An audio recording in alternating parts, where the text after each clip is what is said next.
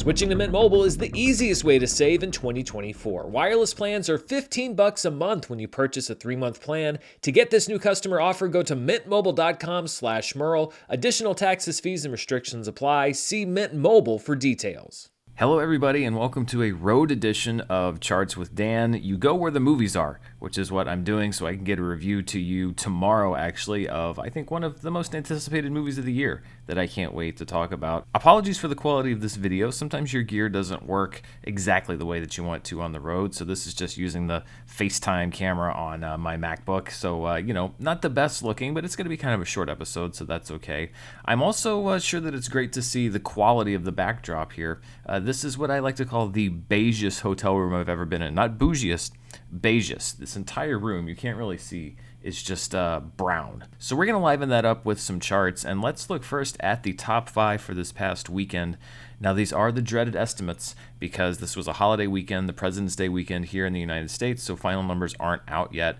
We're going to look first at the 3-day weekend, which saw Bob Marley One Love triumph as the #1 movie with $28.6 million for the 3-day weekend. Although, look at that total, $46.4 million through Sunday. So we're going to talk a lot more about Bob Marley. There's really just no good news for Madam Web at all. The reviews were terrible, and the box office was not good as well. $15.35 million for the 3-day weekend estimated, with a $23.5 million total through Sunday, about half of what Bob Marley made. Argyle drops around 22% in week 3 for a total just under $4.9 million and a domestic total at around $36.6 million. Migration actually had a 29.8% increase in business from last weekend. I guess a lot of people bringing their kids to the movies over the holiday. $3.8 million and $114.8 million domestic total through Sunday. The Chosen Season 4, episodes 4 through 6, the next installment of this season, debuts in 5th place at $3.6 million. It's made $4.38 million through Sunday. Then we have Wonka in its 10th week of release, a 15.2% increase in business and a $3.5 million total. The Beekeeper comes in 7th place, just a 5.4% loss in business from the previous weekend and a $3.2 million total, a $59.8 million domestic total for The Beekeeper through Sunday. Anyone But You, I actually thought that this movie would see an increase in business over Valentine's Day, but I guess it sort of peaked a little bit before then, a 9.3% loss from the weekend before, and a $2.4 million total, although its midweek business on Valentine's Day proper wasn't too bad. Lisa Frankenstein drops to 9th place. It only dropped 43.4% in its second weekend, but that just tells you how bad last weekend was at the box office. $2 million, and it goes from 2nd to 9th place. And then in 10th place, we have Land of Bad, which was in just over 1,000 theaters. It made $1.835 million for the Friday through Sunday window. This is from director William Eubank, who also made The Signal, Underwater, and Paranormal Activity Next of Kin. And Russell Crowe just said, hey, you know what? I'm going to keep working with the Hemsworths because we have 2 of them in this movie, Liam and Luke, alongside Russell Crowe. Looking at the 4-day President's Day weekend, Bob Marley comes in 1st place at $34.1 million for a total through its entire run thus far, estimated at just over $52 million. Madam Web comes in 2nd at just over $18 million and a $26.2 million domestic total. Then we have Argyle at $5.75 million, Migration at $5.1 million. Monday's box office puts Wonka in 5th place at $4.32 million, with The Chosen falling to 6th place at $3.945 million. Then The Beekeeper in 7th place, Anyone But You in 8th, Lisa Frankenstein in 9th, and Land of Bad in 10th place. So Bob Marley One Love over-indexing. It was a hit with audiences. It got an A cinema score, even though reviews weren't particularly great for the movie. It connected with audiences and gave the box office a nice little shot in the arm, especially because of the disappointing performance of Madam Web. And looking at the best musical biopic opening weekends, and this is the best that I could find, the data is actually pretty spread out on this. Bob Marley One Love scores a top 5 opening weekend all-time domestically for a musical biopic. Straight Outta Compton holds the record back in 2015 at $60.2 million, followed by Bohemian Rhapsody back in 2018 at just over $50 million.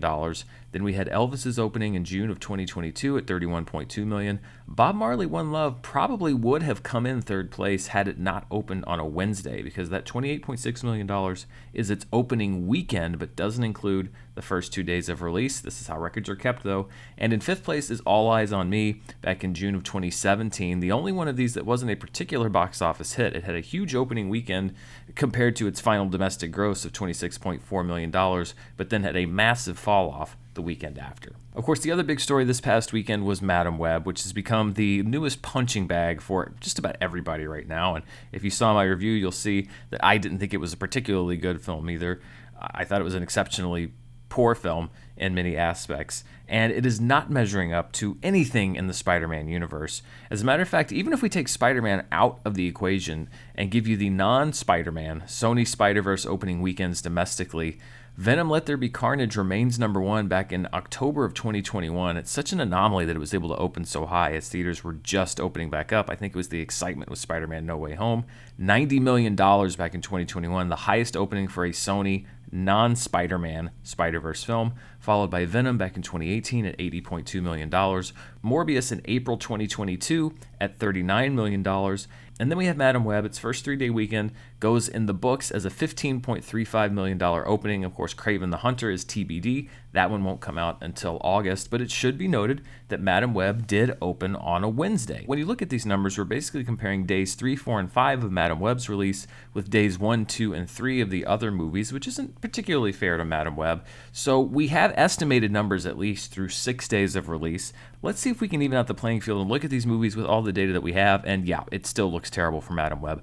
Through their first 6 days of release, both Venom films had already broken $100 million. Morbius was at $45.5 million, and Madam Web is at $26.2 million. So even by the lowered expectations of Morbius, it's still not performing well at the box office, and depending on how Kraven the Hunter does, could very well be the basement dweller in the non-Spider-Man Spider-Verse that Sony has been attempting to build. Looking at movies that dropped out of the top 10 this past weekend, Mean Girls drops out after 5 weeks, American Fiction drops out after 3 weeks, The Chosen Season 4, Episodes 1 through 3 was pulled from theaters because Episodes 4 through 6 debuted, so it's out after 2 weeks, and the re-release of Dune is out of the top 10 after 1 week. That was a limited engagement.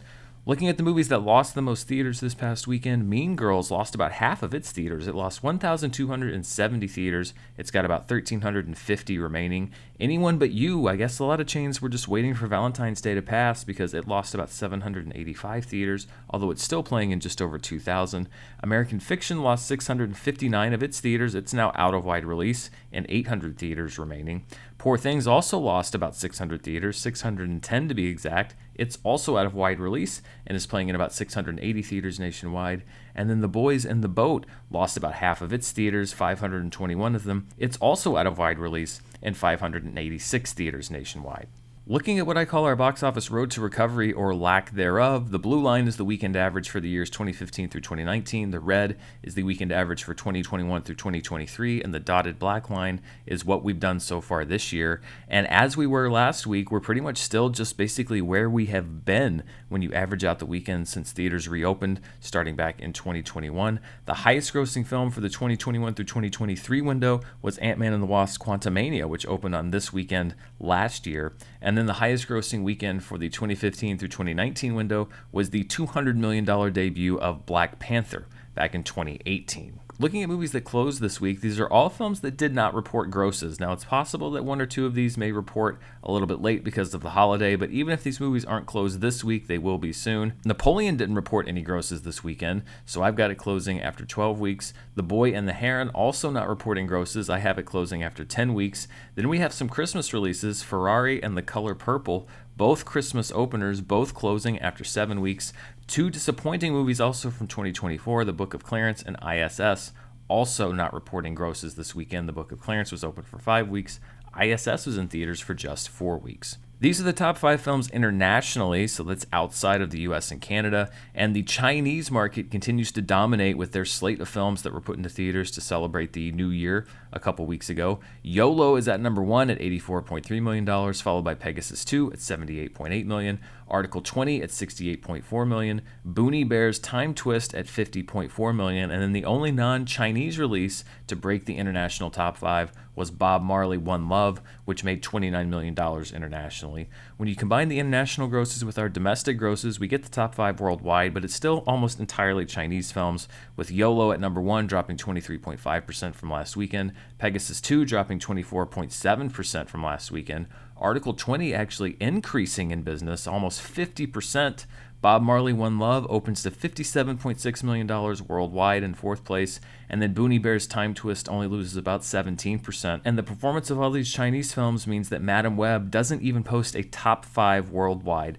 opening gross. There are a lot of other charts that I want to look at, but before we do, I'm going to take a question from the Mint Mobile hotline, which has been a great addition to the show. And we were talking about Anyone But You and its box office. Let's take a somewhat related question from Madison, up in our neighbor to the north, Canada. Hi, Dan. This is Madison from Edmonton, Alberta, Canada.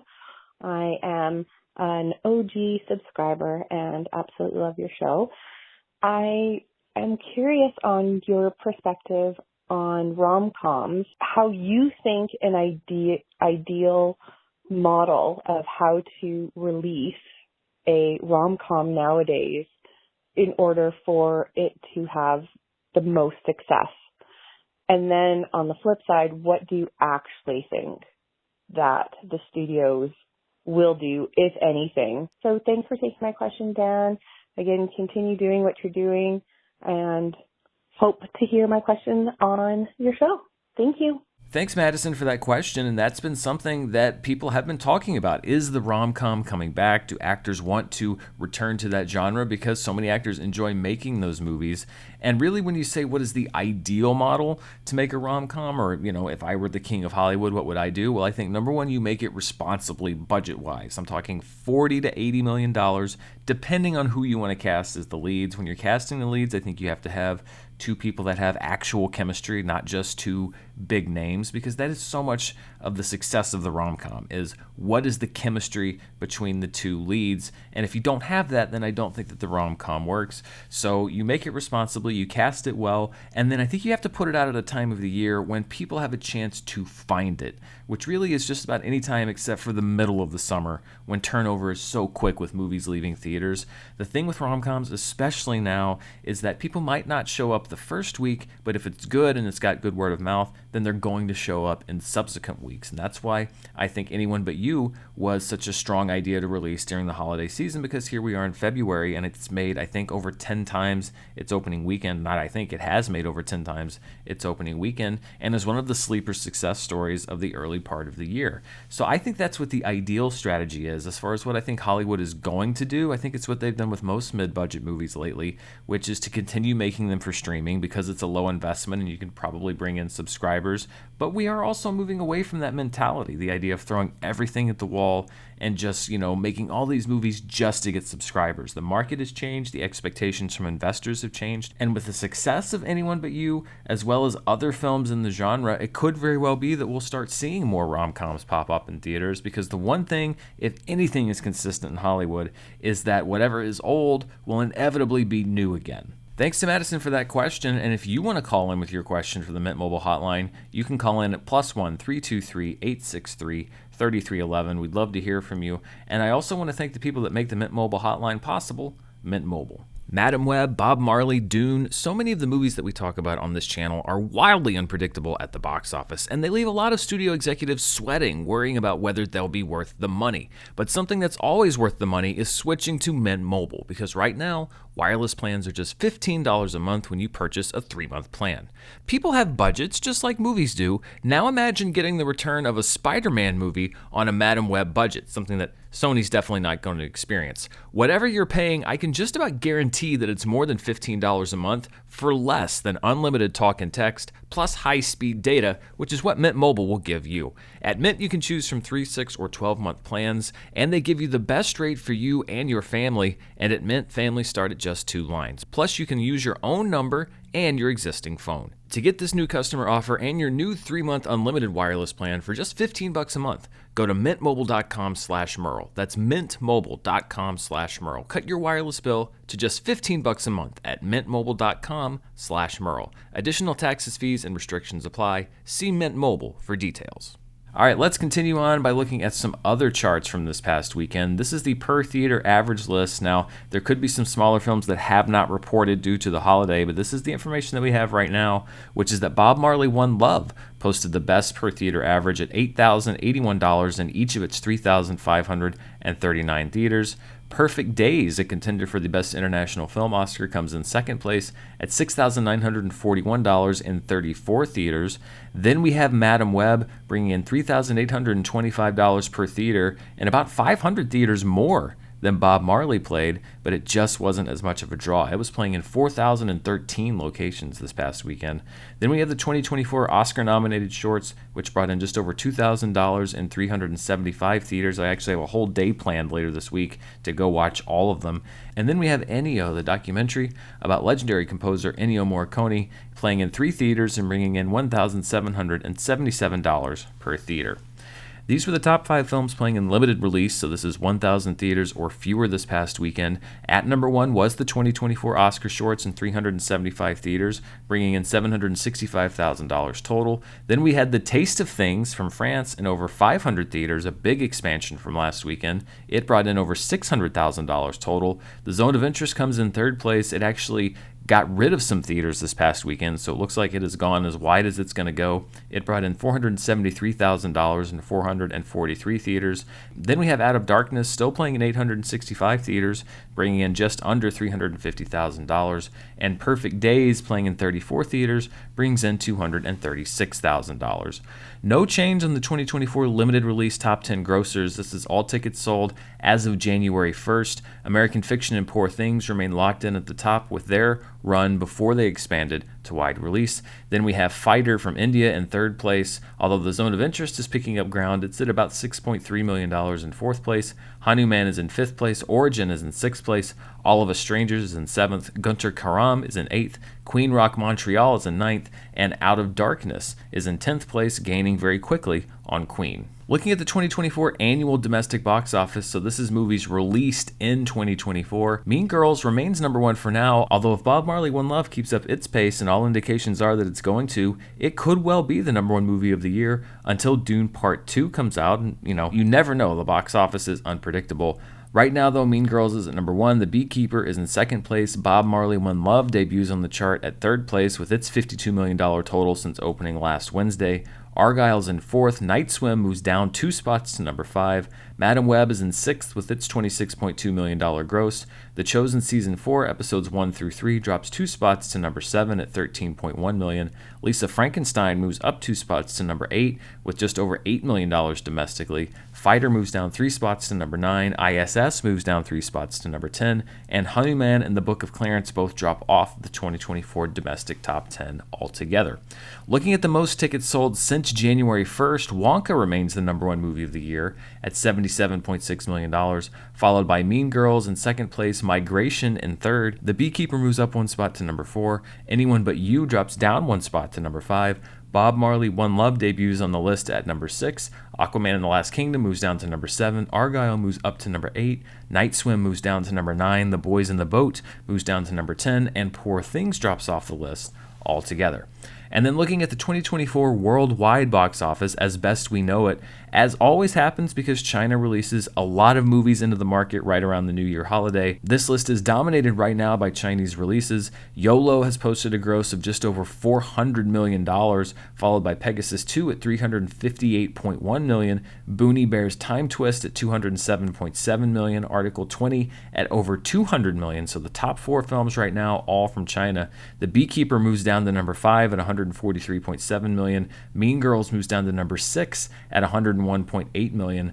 Bob Marley One Love has already banked $81 million worldwide after a little less than a week in theaters. Argyle moves down to number 8 at $77.5 million. Madam Web debuts at number 9 with just $51.9 million worldwide in its debut. And Night Swim moves down 3 spots to number 10. Fighter and Son of a Rich move out of the top 10 altogether. As we do almost every week, I want to end the show with a look at a weekend in box office history, and we're not going to go back too far. We're just going to go back 9 years to 2015, but the reason I picked this weekend is because it was another President's Day weekend that saw a Dakota Johnson film squaring off with a film by Matthew Vaughn, much like we're seeing with Madam Web and Argyle, although I would say in both cases they were much happier with the results. This is the weekend of February 13th through 16th, 2015, President's Day weekend, which also included Valentine's Day, and saw the debut of 50 Shades of Grey, making $93 million over the 4-day weekend on its way to a $166.1 million total. This was, of course, the breakout role for Dakota Johnson. Kingsman: The Secret Service opened that same President's Day weekend to $41.7 million on its way to a $128.2 million total. And the opening 4-day weekend for Kingsman posted more than Argylle has made 9 years later after multiple weeks in release. The SpongeBob movie, Sponge Out of Water, had a great second weekend at $40 million. It made $162.9 million domestically. American Sniper, in its 8th week of release, but only I think its 4th or 5th week of wide release, brought in $18.7 million on its way to a final gross of $350 million. And then Jupiter Ascending, oh my goodness, what a movie. Its second week posted $10.7 million on its way to a $47.3 million domestic gross. Very disappointing for that film. In a way, though, it was the Madam Web of its time. It was definitely the punching bag of the box office this weekend 9 years ago. Because we're less than 10 years away and there isn't a whole lot of separation, I'm going to skip the adjusted for inflation for this week, but don't worry, it'll be back on the box office flashback next week. And I'm going to wrap it up because of the environs and everything, and I don't want to annoy my hotel room neighbors too much by yammering on about numbers. Opening this week, there are a couple of movies. We have Drive Away Dolls, which was supposed to open last year but was pushed due to the strikes. We also have the Demon Slayer to the Hashira Training preview for the new season, which is the last episode of season 3 and the first episode of season 4. I have my tickets booked already. And also for you Christopher Nolan fans, Tenet is getting a re-release this upcoming weekend, including some 70mm IMAX screenings. If you didn't see Tenet in theaters, this is your chance. I did see it in theaters, and I will tell you, spoiler alert, it is not any easier to understand the dialogue on the big screen than it is on a small screen. And that wraps it up for Charts with Dan from my beige den this week. Thanks to everybody who bears with me as I go on the road to try to catch these movies. And thanks to everybody who spent part of your day watching me talk about these box office numbers. Be sure to stay tuned this week. I have a lot of reviews and a lot of other stuff, not just Dune Part 2, but also a review of the Avatar: The Last Airbender series, which is hitting Netflix, as well as some movie news, reviews, and all of that stuff. So be sure to stay tuned right here. Hit that subscribe button. Hit the bell to notify you when I release a video, because sometimes people don't even know when I put videos out because YouTube doesn't tell them. So make sure you're notified, because there's a lot of stuff coming out this week that I'm excited for you to see. Until next time, stay safe, and I'll see you then. Bye.